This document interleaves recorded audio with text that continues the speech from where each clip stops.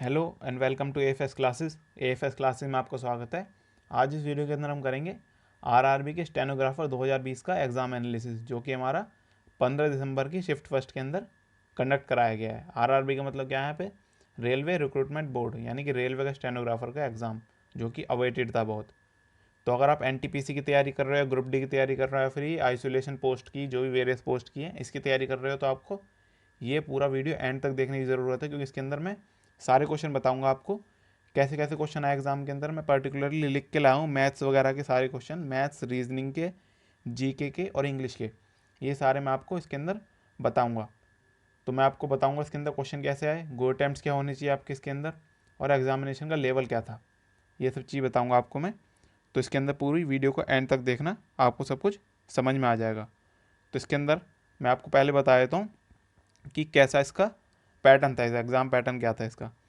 इसके अंदर थे आपके 50 क्वेश्चन थे जनरल अवेयरनेस के। जनरल अवेयरनेस के अंदर खाली जनरल अवेयरनेस नहीं था, इसके अंदर क्या था आपका, आपके अराउंड जो इसके अंदर 15 क्वेश्चन थे जनरल अवेयरनेस के आपके क्वेश्चन, और इसके अंदर 10 क्वेश्चन आपके थे रीजनिंग के, 10 थे आपके इसके मैथ्स के क्वेश्चन, और इसके अंदर आपके जो बाकी बचे थे वो इसके अंदर थे आपके जनरल साइंस के क्वेश्चन। तो इसके अंदर आपको पता चल रहा होगा कि जनरल अवेयरनेस के जनरल टॉपिक कह सकते हैं हम इसको। इसके अंदर आपकी जीके भी थी, जनरल साइंस भी थी, रीजनिंग भी थी और मैथ्स भी थी। तो इसके अंदर सारे टॉपिक आपके कवर हो रहे हैं जो आपके एनटीपीसी के अंदर आने हैं। तो इसलिए आपको पता रहना चाहिए पैटर्न कैसा आ रहा है। बाकी हिंदी और इंग्लिश लैंग्वेज थी। इंग्लिश स्टेनोग्राफर के लिए इंग्लिश लैंग्वेज, हिंदी स्टेनोग्राफर के लिए हिंदी लैंग्वेज। वो 50 क्वेश्चन थे, दोनों के 50 क्वेश्चन थे, 2 नंबर का एक क्वेश्चन, टोटल 100 मार्क्स के, यानी 200 मार्क्स के थे। 90 मिनट का टाइम था, 100 क्वेश्चन, 200 मार्क्स, 90 मिनट, ये था। अब इसके अंदर हम पहले बात कर लेते हैं अपनी मैथ्स के सेक्शन की। मैं सारे क्वेश्चन मैथ्स के लिख के लाया हूँ, जिससे कि आपको पूरा एग्जैक्ट वैल्यूज़ के साथ में बता सकूँ। तो इसलिए चलिए हम शुरू करते हैं। पहला क्वेश्चन बता दूँ मैथ्स का क्या था। ये था आपका रेक्टेंगुलर के ऊपर बेस्ड। एक रेक्टेंगल की लेंथ बता रखी थी कि लेंथ और ब्रेथ का रेशियो बता रखा था। जो रेक्टेंगल की लेंथ है वो 4 गुना है उसकी ब्रेथ से। फिर उसका एरिया बता रखा था, कितना था एरिया, क्या था उसका 256। तो अब उसके अंदर पूछा गया था इसकी लेंथ बताओ क्या है। तो ईजी था इसका, मैं इसको आंसर भी बता देता हूँ। इसके अंदर आपको क्या होता है, एल इंटू बी होता है, तो इन दोनों को मल्टीप्लाई करेंगे और एक्स मान लेते हैं हम इसका वेरिएबल। तो क्या हो जाएगा 4x स्क्वायर, उसको हम इक्वल रखेंगे 256 के, इसको काट देंगे हम, क्या है 64। तो स्क्वायर से स्क्वायर कट जाएगा, यहाँ पे x की वैल्यू क्या हो जाएगी 8, और 4x की वैल्यू क्या हो जाएगी 32। तो इसलिए l की वैल्यू क्या हो जाएगी 32 इसके अंदर। तो इसके अंदर ये था पूरा। मैं बाकी आपको बाकी क्वेश्चन ही बताता हूँ इसके अंदर। आपको इस वीडियो को पूरा एंड तक देखना है आपको, और आप अगर इस शिफ्ट के अंदर आपने एग्ज़ाम दिया है तो इसके अंदर आप बताना मुझे कि आपके कितने अटैम्प्ट हुए। अगला क्वेश्चन क्या था, क्यूब के ऊपर था। क्यूब का डायगोनल दे रखा था आपको √192। तो इसके अंदर उसका वॉल्यूम पूछा था आपसे, वॉल्यूम पूछा था क्यूब का। तो ये भी इजी क्वेश्चन है, फॉर्मूला बेस्ड है, इसके ऊपर बताने की जरूरत भी नहीं है मेरे को। अगर आपको नहीं आता तो आप फॉर्मूला सर्च कर लेना कि डायगोनल से कैसे निकलेगी साइड, साइड से कैसे निकलेगा इसका वॉल्यूम।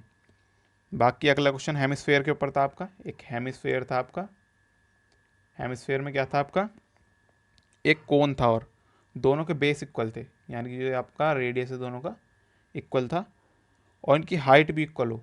मतलब हाइट जैसे कि इसकी वो हो गई आपकी रेडियस ही, और इसकी हाइट वो इक्वल हो। तो पूछा था इनका रेशियो क्या होगा, कर्व सरफेस रेशियो पूछा, कर्व सरफेस रेशियो दोनों का, यानी हेमिस्फेयर का और कोन का। तो इसका रेशियो पूछा था, ये भी इजी क्वेश्चन था आपका। फॉर्मूला बेस्ड क्वेश्चन आ रहे हैं आपके मेंसुरेशन के, तो इसलिए आपको सबके curve surface area, total surface area, volume, और 2D में भी जो भी स्क्वायर, रेक्टेंगल सब है, इनके भी आपको पता होने चाहिए। एक तो आपका मीन डेविएशन के ऊपर क्वेश्चन। मीन डेविएशन के ऊपर क्वेश्चन क्या था, क्या इसके अंदर डाटा दे रखा था, वो 3, 10, 10, 4, 7, 10 और 5, इसका मीन डेविएशन पूछा था आपसे।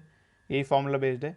आप अगर कुछ भी डाउट है, मैं सारे क्वेश्चन बता रहा हूँ आपको, अगर किसी में भी डाउट हो आपको तो मुझे बस लिख देना कमेंट में कि ये वाले क्वेश्चन में डाउट है मुझे, मैं उसको आपको कमेंट में सॉल्यूशन बता दूंगा क्या होगा।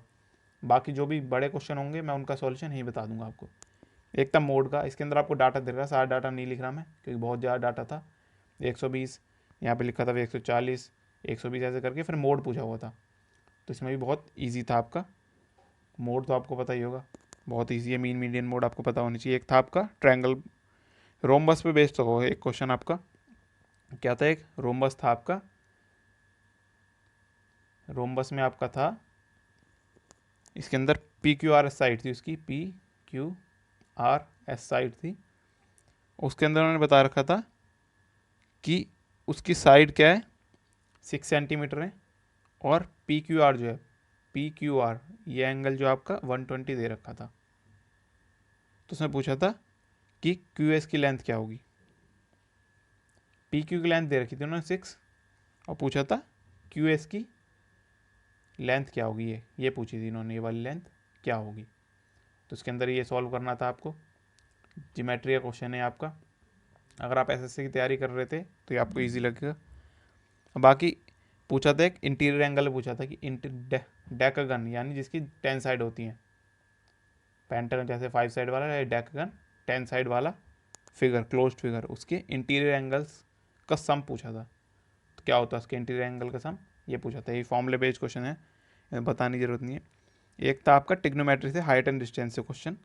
उसके अंदर क्या क्वेश्चन था आपका कि एक पॉइंट क्यू है ग्राउंड लेवल पे, उसके अंदर क्या है आपका एंगल ऑफ एलिवेशन दे रखा था एक टावर से, कितना था 45 डिग्री।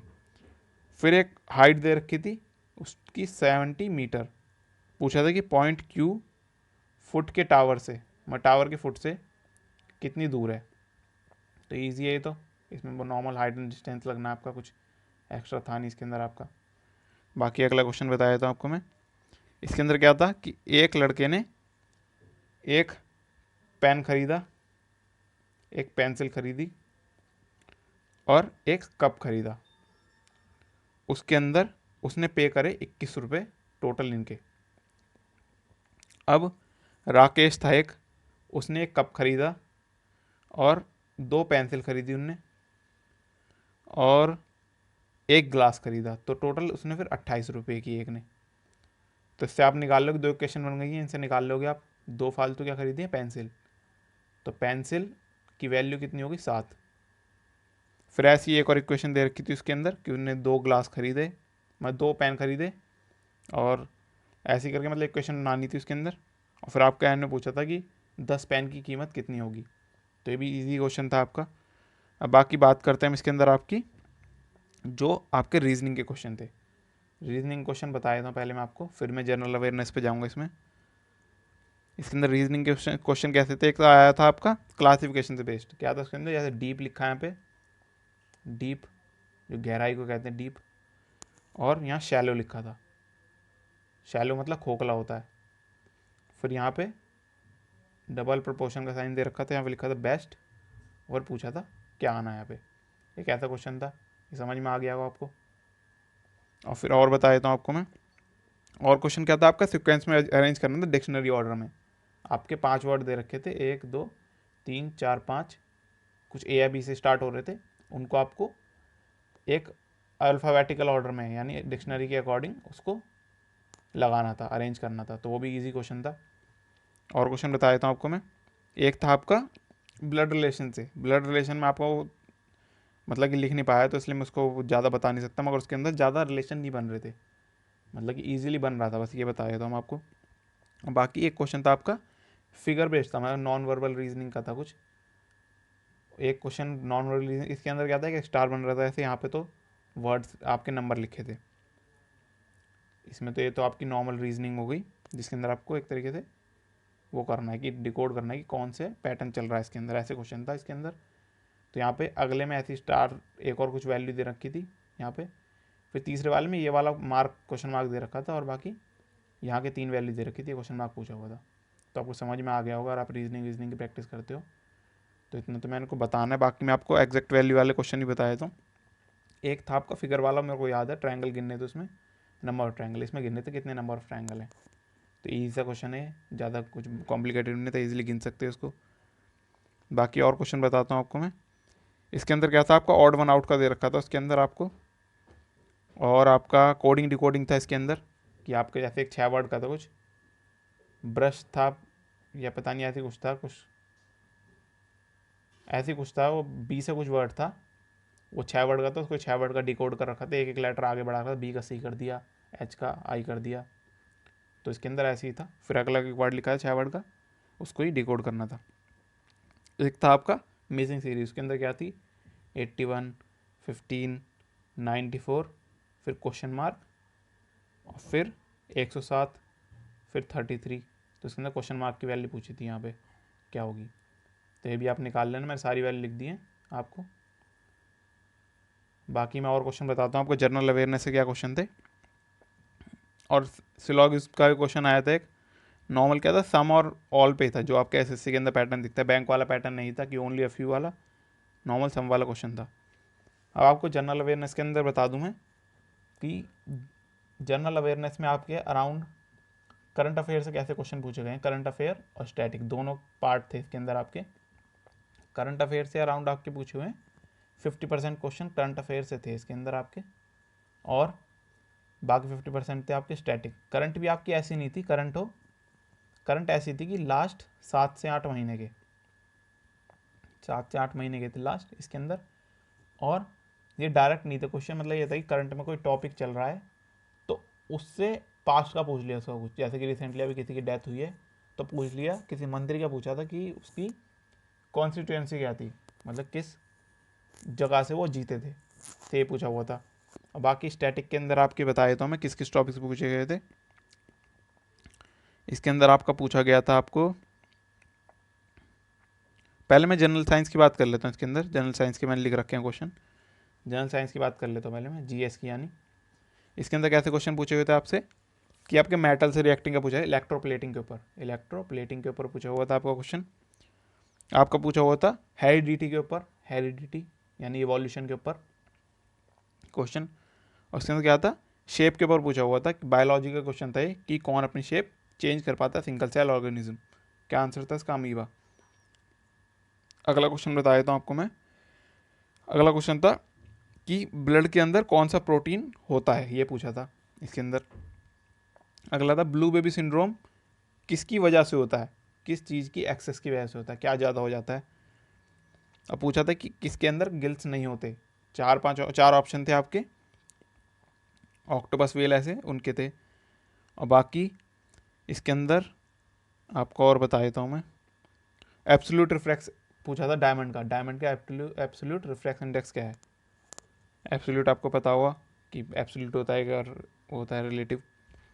और इसके अंदर साइंस का क्वेश्चन था आपका न्यूटन से रिलेटेड, फोर्स से रिलेटेड था। न्यूटन 25 न्यूटन 10 न्यूटन ऐसे करके वर्टिकुलर डाउनवर्ड फोर्स ऐसी कुछ लग रही थी।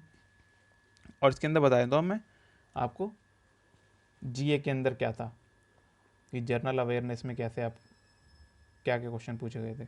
जनरल अवेयरनेस में क्या क्वेश्चन पूछे गए थे आपके कि RT-PCR जो आपका टेस्ट है इसके ऊपर पूछा हुआ था, कि कोविड-19 से रिलेटेड था ये, इसके ऊपर क्वेश्चन पूछा हुआ था आप पे। और आपका गो अरिद कुछ तो उससे रिलेटेड कुछ पूछा हुआ था। राजीव गांधी खेल रत्न अवार्ड किसको मिला है अभी, तो वो ऑप्शन लिखे जाए, रोहित शर्मा उसका आंसर था। और बाकी गोल्डन ग्लोब अवार्ड पोस्टपोन हुए हैं, वो कौन से मंथ में होंगे अब 2021 के, ये क्वेश्चन पूछा हुआ था। और वर्नाक्युलर प्रेस एक्ट ऑफ 1878 किसने रिपील करा था। और वाइस रॉय ऑफ इंडिया कौन थे बंगाल के पार्टीशन के टाइम पे। और आपका डांडी मार्च मास मूवमेंट जो था उसको किस और मूवमेंट के नाम से जाना जाता है, ऐसी कुछ था क्वेश्चन डांडी मार्च से रिलेटेड। मिशन सागर का पूछा था, कहाँ पर हुआ है मिशन सागर, कौन से ओशियन में हुआ है। और इसके अंदर पूछा था सतपुरा की क्वीन, क्योंकि मतलब कौन सी tourist place queen of Satpura के नाम से जानी जाती है। और सिख खालसा किसने, कौन से गुरु ने बनाया था। फादर ऑफ इंडियन सिनेमा कौन है। Rock cut elephant at Dhauli was made during which reign, मतलब किसके राज में बनाया गया था रॉक कट एलिफेंट, दौली के अंदर। अब बाकी हम बात कर लेते हैं इंग्लिश की। इंग्लिश के अंदर आपकी क्या है 50 क्वेश्चन आए हुए थे, ये जो स्टेनोग्राफर इंग्लिश की। हिंदी का मैं अभी आगे बनाऊंगा, जब हिंदी का होगा तो भी आप देख लेना, चैनल को सब्सक्राइब कर लेना। आगे आने वाले सारे एनालिसिस को आपको सबसे पहले हमारे चैनल पर देखने को मिलेंगे। अब इसके अंदर क्या है, एंटोनिम सिनोनिम 6 से 8 आए, सिनोनियम भी 6 से 8, फिल इन द ब्लैंक भी 6 से 8, वन वर्ड सब्स्टिट्यूशन भी 6 से 8, ईडियम फ्रेजेस 7 से 9, सेंटेंस करेक्शन भी 7 से 9, और बेसिक कंप्यूटर एप्लीकेशन ये 5 से 7। रोल 50 क्वेश्चन थे, इसके अंदर आपके कंप्यूटर क्वेश्चन भी थे। तो इसके अंदर ये मैंने सब कुछ बता दिया है। आपको अगर कुछ भी डाउट हो तो मुझे कमेंट सेक्शन में लिख देना। थैंक यू आपको वीडियो देखने का।